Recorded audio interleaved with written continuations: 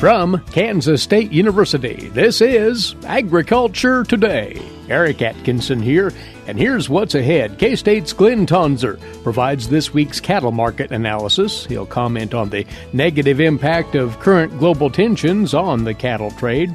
Glynn also invites you producers to use K-State's feeder cattle risk management tool to calculate one's best price risk strategy. Then, over from the Farm Service Agency, Carla Wicoff reminds you grain producers of the USDA Marketing Assistance Loan Program you can use at fall harvest time as a source of short-term financing.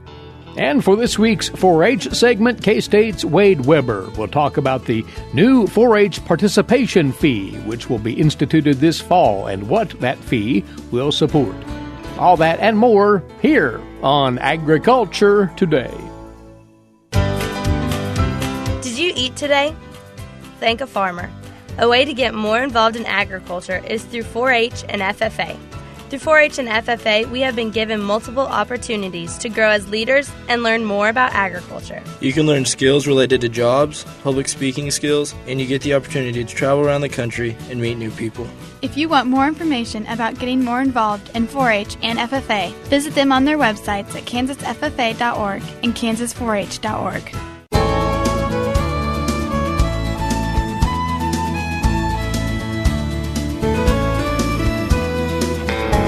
You're tuned in to Agriculture Today. Glad to have you aboard as we pick up on the cattle market trends.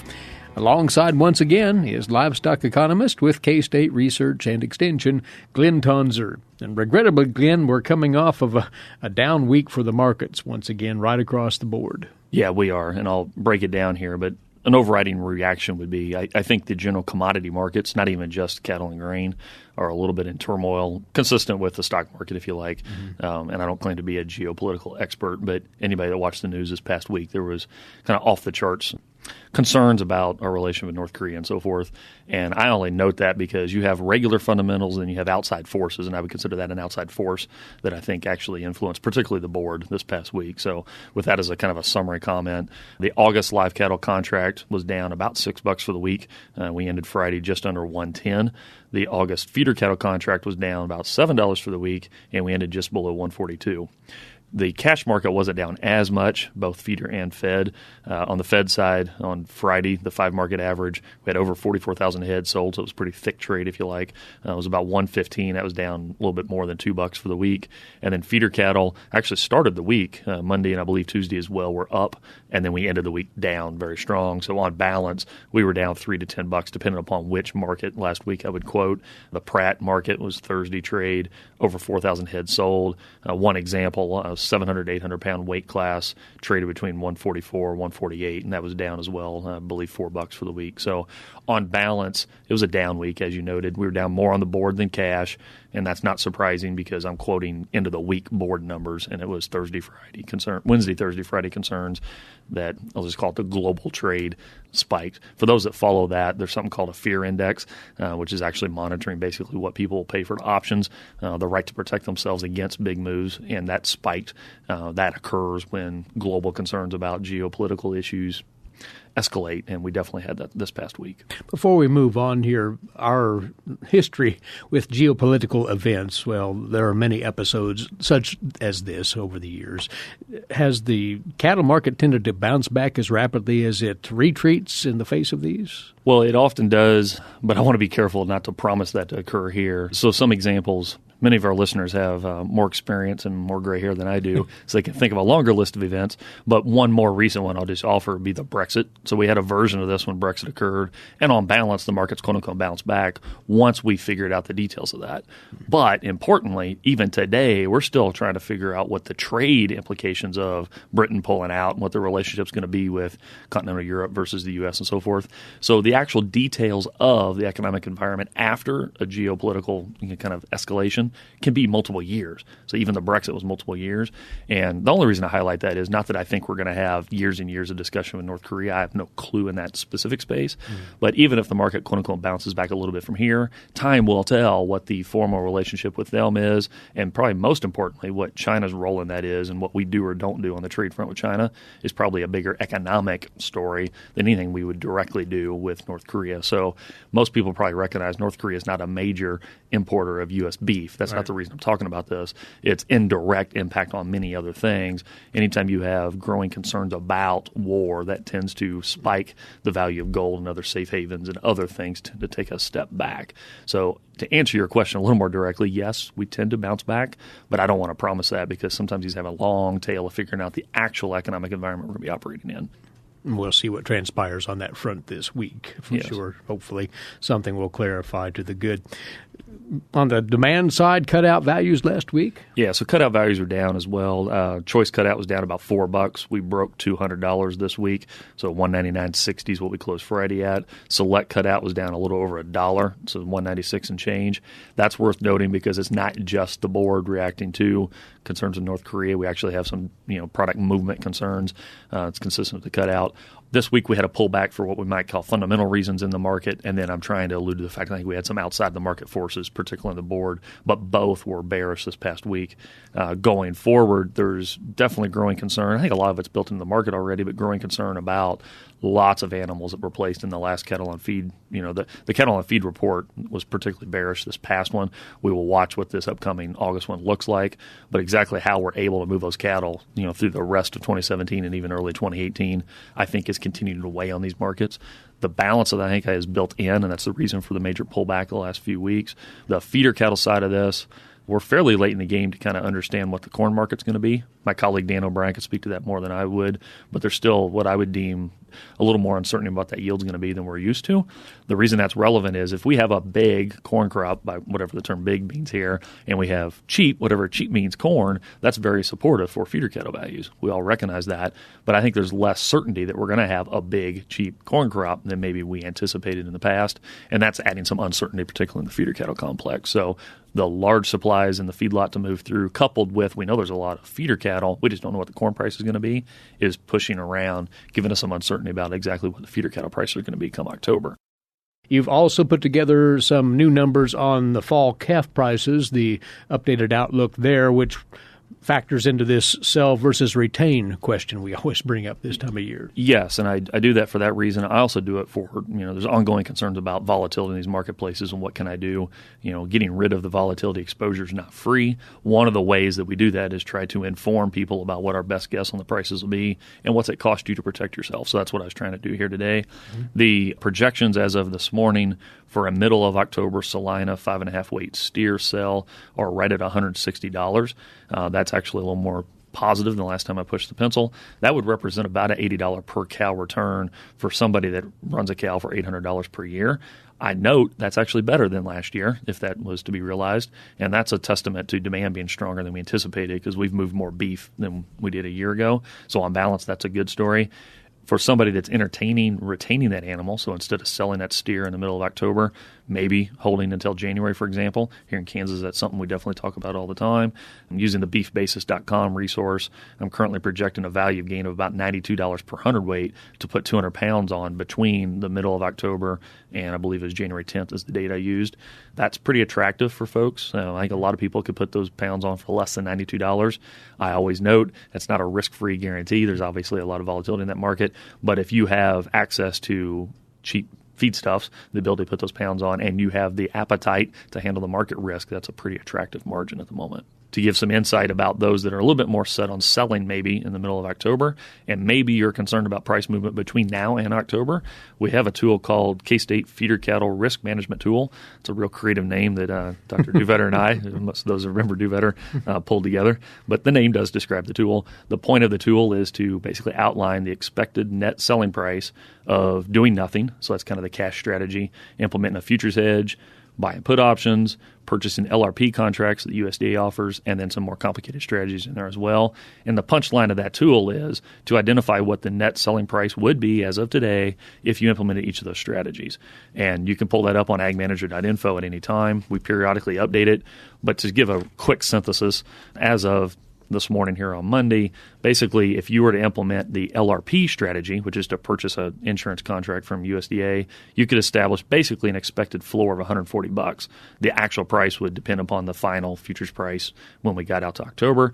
Conversely, a put option would be about $143, and then the futures hedge would be about $151. The actual prices, of course, will vary depending on where that CME contract settles. But the reason I share those numbers is, and this is the case every time I update the tool, the futures hedge strategy has the best minimum price, but it exposes you to the margin calls and the other cash flow uncertainties that not everybody's comfortable with. So you can kind of get a sense of what it will cost me if I want to establish a price floor, if you like, but get rid of that cash flow uncertainty. That's the purpose of the LRP or the put option. Mm-hmm. And you can do it, but you establish basically lower potential prices by doing that. That's the trade-off. And the point of this tool is to kind of estimate the cost of getting rid of that margin call uncertainty. And as you said, you just updated this morning before you came on the broadcast, and folks can go to agmanager.info and plug into that as well, right? Yes, they can. And moreover, these are kind of base scenario, presuming you're selling 90 steers around Salina, Kansas is the way I built it. There's instructions on that tool for our listeners that are elsewhere. So if you're here in Kansas around Dodge, you can tweak it. But more importantly, if you're listening outside of Kansas, you can actually pull it up and use Oklahoma City market prices or whatever the case would be and tweak the numbers. You can do this for 40 head instead of 91 head and so forth. The tool works the same no matter your situation. By name, once again, it's the K-State Feeder Cattle Risk Management Tool at agmanager.info. And to close out here, you've an extra busy week, Glynn. You'll be appearing at least a couple of venues sharing your full outlook on the cattle trades. Yes. So on Thursday, I'll be here in Manhattan. So our Department of Agriculture Economics has our Risk and Profit Conference. Unshamefully push that here for a moment. Sure. But I get to kick that off with an Outlook talk. I encourage folks to attend, not necessarily listen to me, but for all my colleagues will be there on Thursday and Friday. And then on Friday morning, I'll be down in Emporia for the Flint Hills Beef Fest. And in both cases, I'll give a version of a beef cattle outlook. I encourage those that are interested to come. I always enjoy the Q&A that comes with that in the hallway discussion. So, in our sessions like this, I can give some highlights, but those meetings I have an opportunity to give more detail. And for those that have questions, it's a chance for them to corner me, whether it's publicly or in the hallway. So feel free to do that. Take advantage of that opportunity, producers. Again, Glynn at the Risk and Profit Conference to open it up this Thursday, the 17th, and then at the Flint Hills Beef Fest educational session the morning of Friday, the 18th in Emporia. Good luck with all of those presentations, Glynn. Thanks for coming over. Thanks for having me on. His latest observations on the cattle market trends, that's Glynn Tonsor. He's a livestock economist, K-State Research and Extension. We'll resume shortly with more. This is Agriculture Today. Did you know every Kansas farmer feeds 128-plus people? Kansas farmers are hard workers, dependable, authentic, and sensitive. Not only do farmers put food on your table, but they put clothes on your back and fuel in your car. For more information about Kansas farmers, visit K-State Research and Extension online or stop by your local extension office. This message has been brought to you by the K-State Animal Sciences Leadership Academy participants.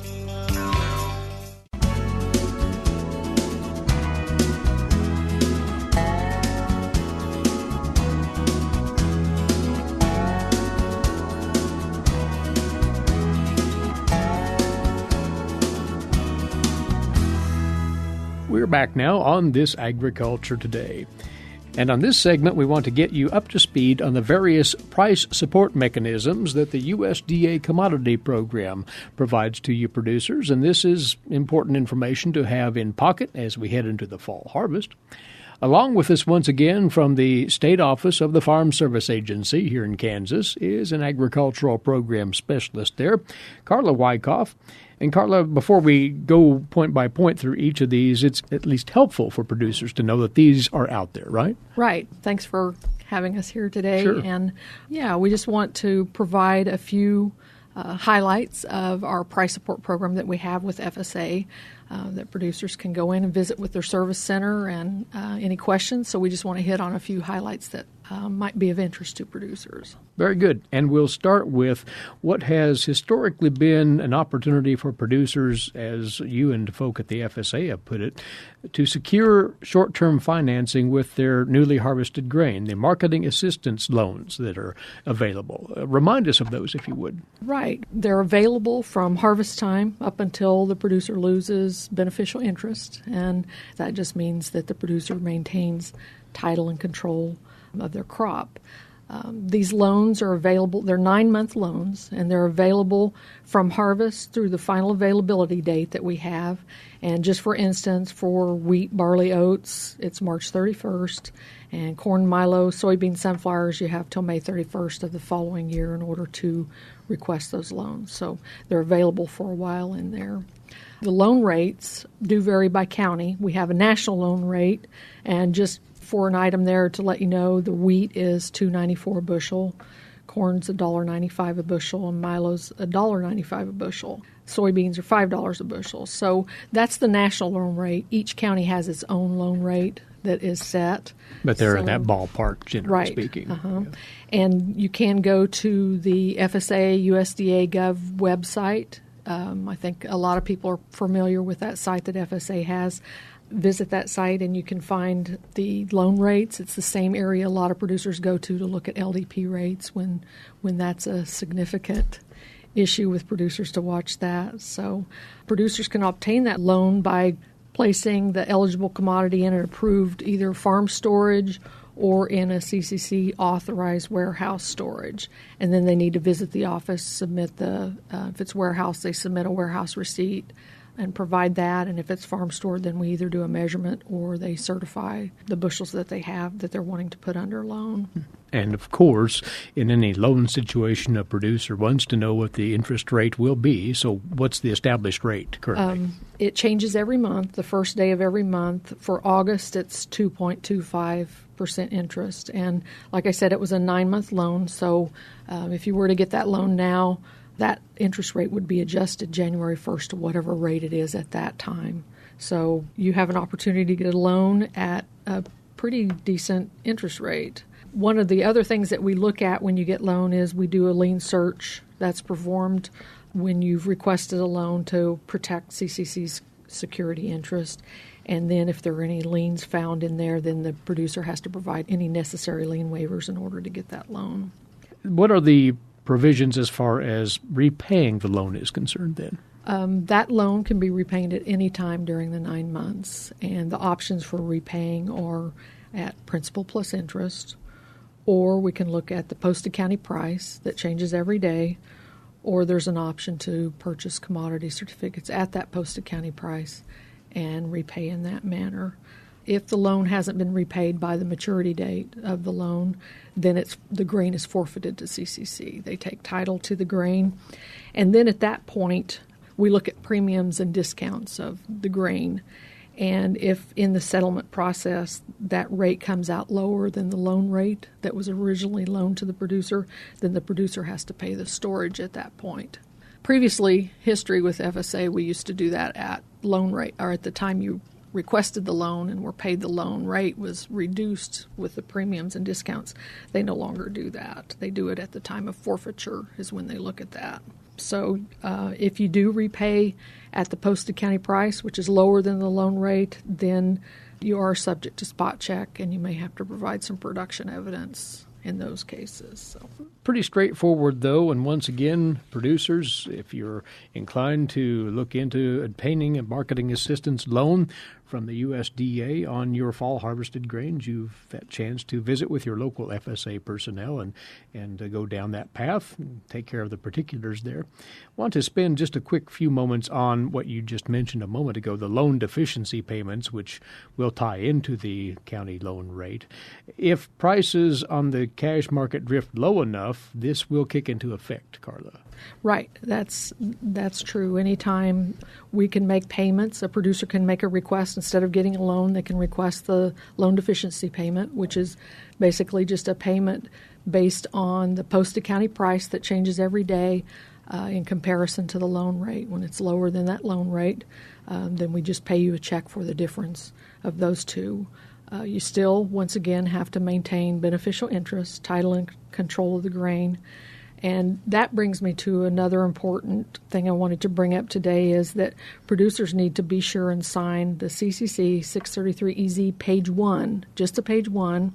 That's just your intention that you may get an LDP down the road, but that has to be signed before you lose beneficial interest.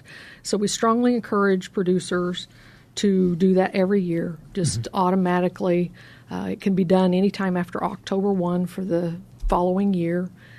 Just sign that, and that protects you for any time you may not do an LDP later on, but it just gives you that protection in getting that done. And I believe most county officers are trying to get that form and get producers to sign that when they come and visit the office anytime after October 1 for the following year. So just wanted to make that as a highlight that that's something that helps protect the producers. Again, that's the CCC 633EZ form, just in case the LDP opportunity presents itself should the markets move in such a direction here in the coming months. Have that paperwork squared away to remain eligible for an LDP.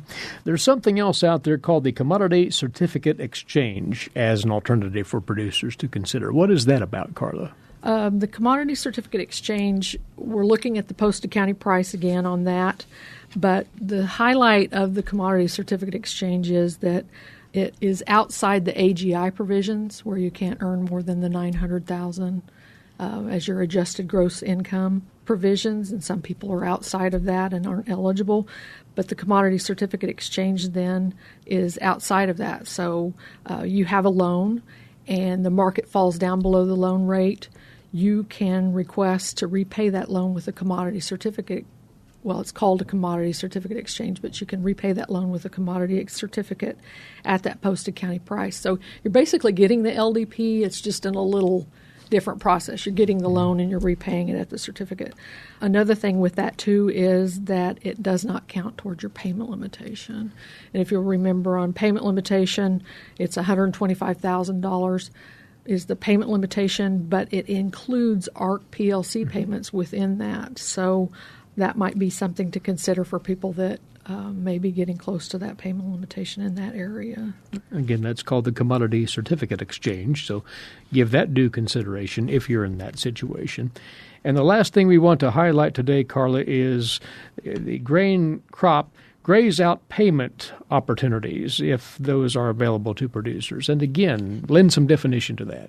Okay, graze-out payments are, they only really come into light when there is an LDP rate, and that's on any grazed barley, oats, triticale, or wheat. And they forgo harvesting the grain and graze it out, and then the producer is eligible to request a graze-out payment. That payment can be requested anytime from the beginning of harvest up until March 31st of the following year. So it's not really connected to when they're grazing. It's just during the period of beginning of harvest through March 31st. So, right now there's no wheat LDP rate, but if you graze your wheat out and you didn't get any crop disaster payments on that, then you can request a graze-out payment. If there is an LDP later, between now and March 31st, you have an opportunity to go in and request that payment. Okay, so when that kicks in, if it kicks in. Right, if it kicks in. Yeah. So that's something to look at, too. And as always, local FSA personnel can walk through these alternatives and options for producers in great detail and to let them know just what they can do for that individual. So strike up that conversation. And once more, we appreciate you coming over, Carla, and letting us know about some of the price support mechanisms that grain producers still have at their disposal through the USDA. Appreciate your time. Thank you. She's Carla Wicoff, and she is an agricultural program specialist with the State Office of the Farm Service Agency here in Kansas. Those local FSA outlets stand ready to address your questions about these and any other farm program matters. Of course, take full advantage of their expertise. You're listening to Agriculture Today. We'll be back after these moments away on the K-State Radio Network.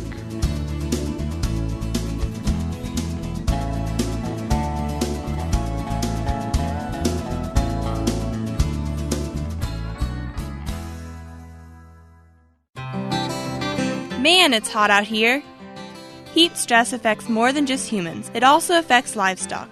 Extreme heat, humidity, wind speeds, and cloud cover all make a difference in air temperature. To control problems, make sure your livestock have shade and water provided at all times. This will help prevent problems in breeding, meat production, and reduce chances of death. Please take all these into consideration for livestock production. Brought to you by K-State Animal Science Leadership Academy participants.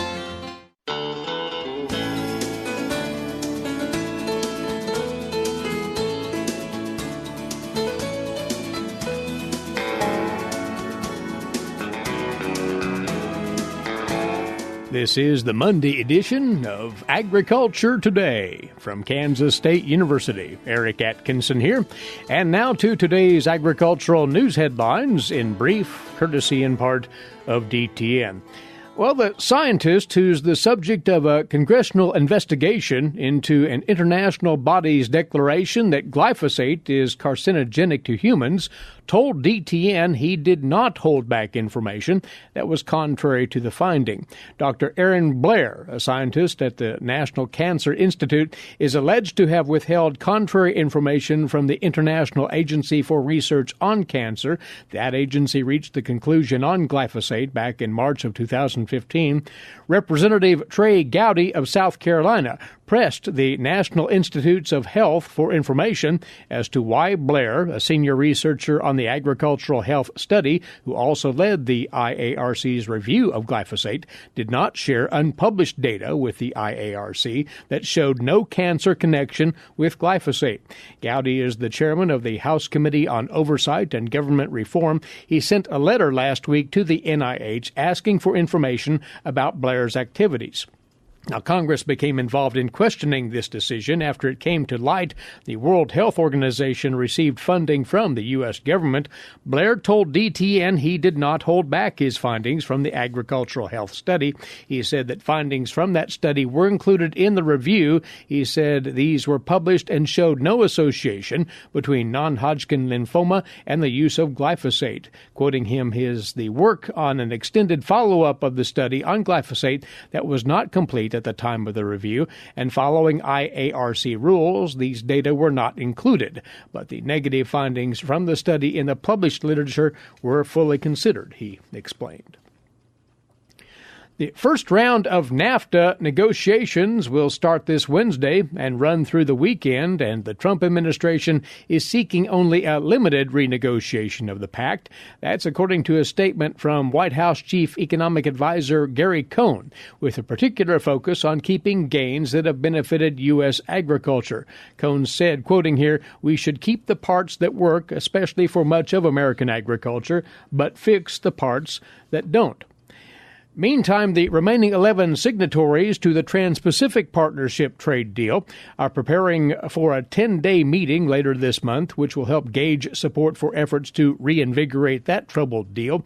Japan, Australia, and New Zealand all want to bring TPP into force, despite the Trump administration's decision to abandon it. Japan is eager to see TPP activated because it does not want bilateral trade negotiations with the U.S. due to the Trump administration's view that, quoting here, anybody that has got a surplus with the U.S. has to be dealt with.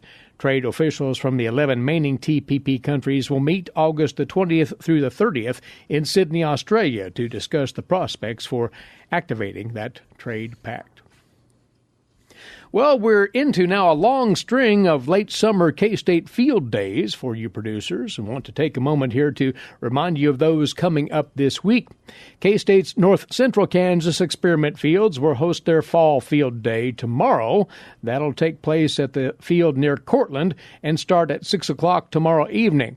On the program there, intensive corn and soybean management, lessons learned from the last 4 years by Guillermo Balboa of K-State Agronomy, advancements in drone technology for nitrogen management in corn. K-State's Ray Acevedo will take a look at that.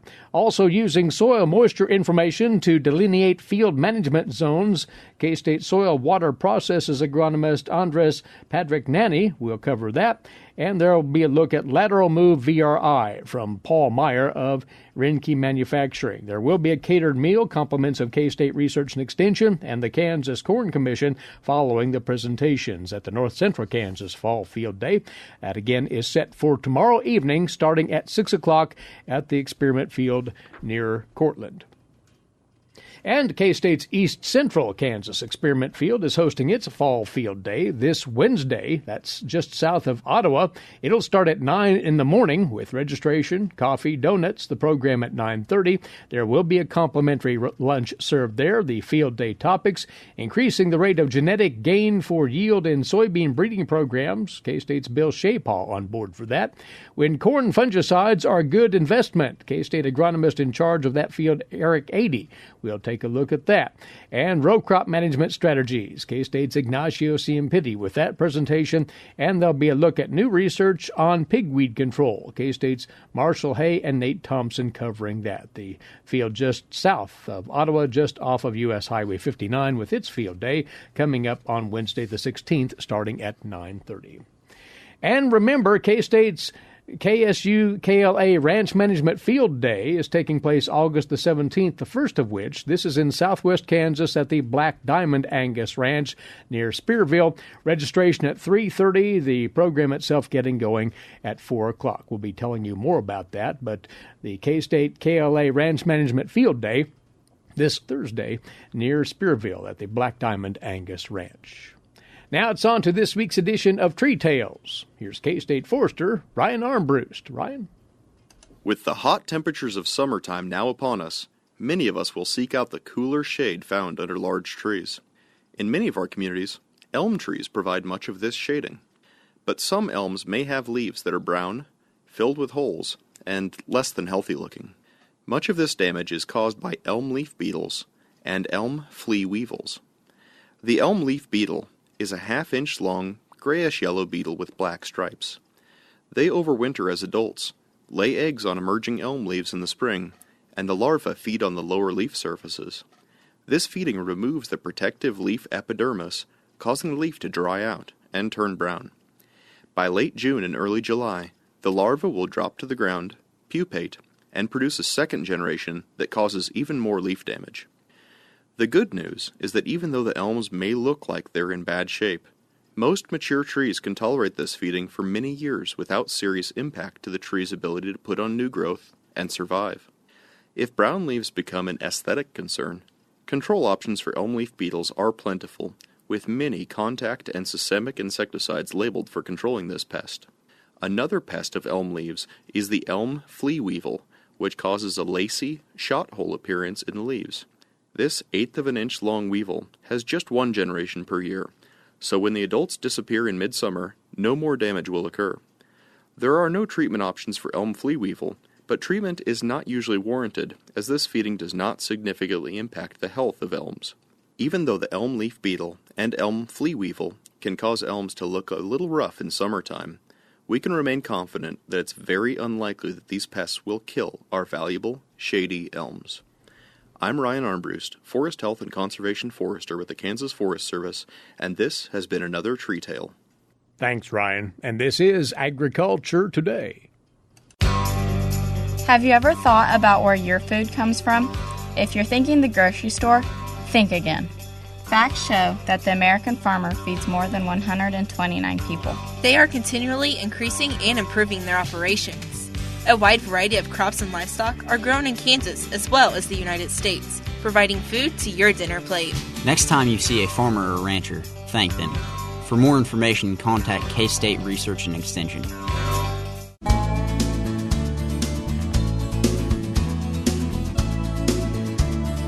For you now on this Agriculture Today, our weekly segment updating you on the Kansas 4-H program. And it's our pleasure once again to visit with who might be considered yet the new state 4-H leader and department head of 4-H youth development for K-State, Wade Weber, who's been on the job for about a third of a year now, Wade, as a matter of fact. You've had a chance to get a flavor of Kansas 4-H now. What are your impressions? Well, it's definitely been a season of tremendous activity, which we know that's summer when our young people are most available, being freed from the school schedules and such, and then into the activities of summer. Has really been a great opportunity to see demonstrated the opportunities that young people have taken advantage of with their project-based learning. Also opportunities for things like camps, and which is a significant part of the 4-H experience here in Kansas, as well as opportunities for ongoing learning in the context of adults and peers in some of our specialty areas across our state. And so that's been a real exciting thing to see implemented on the ground. There's tremendous volunteer support, tremendous project leadership being given across the state, which continues to humble me and excite me just about the tremendous resources that locally are being implemented to encourage young people to move forward in their learning journeys and how they can be a positive contributor, to the quality of life in their community by moving forward into that. So obviously seeing highlights with some of our partnerships here on campus by bringing some first-generation students to experience K-State for the first time in partnership with the College of Education, or whether it was with our Discovery Days activities that were happening here at the end of May, and many partnerships with business and industry as well as community and campus partners to help invite young people to consider ongoing learning for their whole life. Had a great opportunity to visit many county fairs so far this summer, as well as visit many county offices across our state to continue to listen, again affirming that reality that 4-H lives and has to be vital and have a degree of vibrancy at the local level for it really to be something that's value added to local communities. So again, I continue to be impressed just with the momentum, tremendous momentum, continue to be impressed by our young people, especially our teens who are giving tremendous leadership at the local level. To me, those are just the things that get me excited about the future of our program. And also, I just think are the tremendous assets that we have to build upon as we think about how do we prepare our young people for what's next and the things that our economy and our communities need for the future of all of us as Kansans. Now, as you note, you have made a concerted effort to be out and about at the local level and talking up 4-H. And we are heading down the home stretch of a 4-H year once again with the new year coming on in October. What is ahead that folks need to be aware of as you perceive it anyway? Well, obviously, as we're moving forward, coming up to State Fair time, which is one of our biggest showcases as far as demonstrating the great achievements of young people across our state. And so I hope people take an opportunity to come see us there in Hutchinson and to affirm the story of young people and their learning going forward. So that's an immediate area. Would love to continue to highlight and invite people to be a part of. And at the same token, we also are looking forward to continue to invest in our program for our future. As we announced back in April, a program fee of $15 per member who participates in our program. And so what's significant about that is that we're going to be able to move as an organization to a level of continuity going forward that, to my knowledge, as I've learned in the last 4 months, that has escaped us for the last 3 to 4 years. Meaning there are areas that we want to invest in. There are areas that we want to grow in. There are new project areas that we want to bring to local communities and invite volunteers to be trained on because they are essential to equipping young people with the skills that they need to be successful going forward. So by building upon the existing strengths that we have, continuing to expand that and to give an attractive alternative in the sense of equipping, again, our volunteers, our professionals, our partners with those skills going forward. And directly that investment going forward from that program fee will go towards enhancing our volunteer infrastructure, which I'm hearing across the board as I talk with folks in communities across Kansas, is that we need to continue to incentivize that on-ramp for volunteers to participate in all the things that they could be a part of to invest their time and energies within the 4-H Youth Development Program. They are the heartbeat of the program. They are the heartbeat of our program, and we as a program have committed to being much more intentional than we have been in the past, And that's one of my tremendously held values going forward. And then the areas of project enhancement, and that's what I was alluding to before about the areas that need to be refreshed, the areas that need to be updated. Currently, right now, for instance, we're working with the entomology department on updating a 20-year-old base material going forward.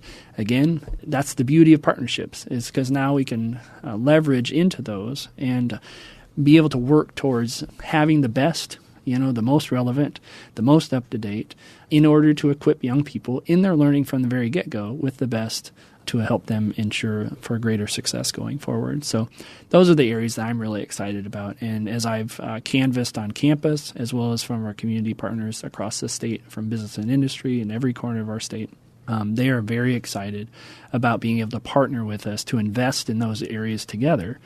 And so that's where this investment will be reciprocated in other entities investing with us as we move forward as well. And I think that is only going to benefit our program going forward and ultimately benefit our young people because of the way in which our professionals and the way in which our volunteers, as well as our decision makers at the local level, will be better equipped to be in alignment with our youth development mission and ultimately how it's going to impact our local communities positively.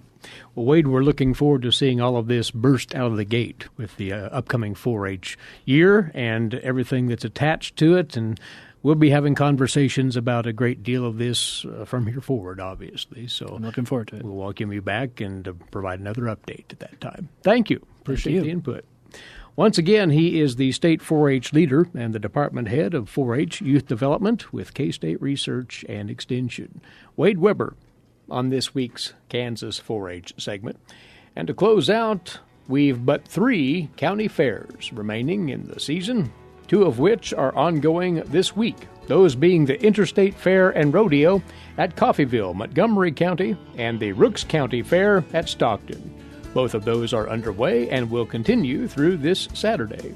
Incidentally, the very last fair for the summer is the Seward County Fair, and that'll take place in Liberal next week. That is our time for today, and thanks to you for being along with us. As always, please rejoin us here tomorrow. Until then, Eric Atkinson here for Agriculture Today over the K-State Radio Network.